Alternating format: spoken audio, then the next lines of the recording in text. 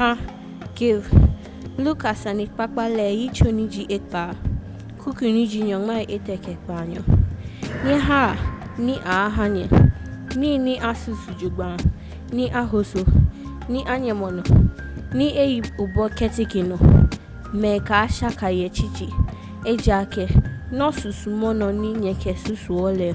no akuse ake susu ahanye